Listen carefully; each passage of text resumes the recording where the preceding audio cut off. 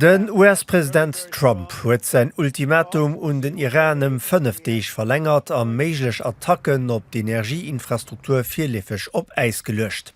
Am Iran komme zu Protestaktionen Manifestanten, die der Regierung nostin, hu gefordert, et mis den sech und den USA revanchéieren.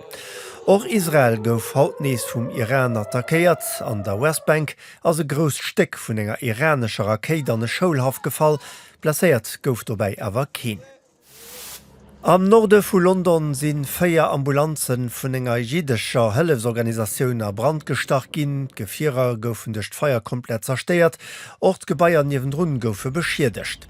Police geht vun engem antisemitischen Hersverbrechen aus, an enquetéiert ze Summe mat Spezialisten vun der Antiterroreenheet.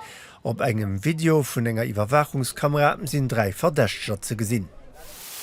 De fréiere franzésche Premier Lionel Jospin ass am Alter vun 80 Joer gestuerwen. Hier wär iwwer Joren un der Spëtz vun der Sozialistischer Partei an huet tëcht 1997 an 2002 ënner dem Präsident Jacques Chirac regéiert.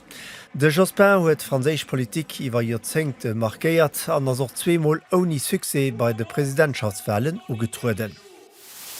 Bei der Parlamentswahl aus Slowenien gëtt et keklore Gewënner. Die Liberal-Freiheitsbewegung vum aktuelle Premier Golob kënnt op 29 Sitz, die nationalkonservativ SDS op 20. Fir eng Majoritéit wäre 46 Mandater neidech.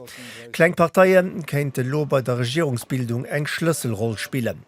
Den rechtspopulistischen Oppositionschef Janša kritiséiert iwwer demste Wahlsystem erschwätzt vun Unregelmäßigkeiten. E Regionalflieger vun Air Canada ass zu New York Flughafe LaGuardia bei der Landung mat engem Pompiers vun kollidéiert. Die 2 Pilote si beim Onglegem Liewe kommen, dosende Passagier goufe blesséiert. Pompien, die am Kamion sitzen, goufen mi schwéier verwundt. De Flughafen gouf nom Accident zougemer. d'US-Agence fir d'Verkeierssicherheit huet eng Enquete lancéiert.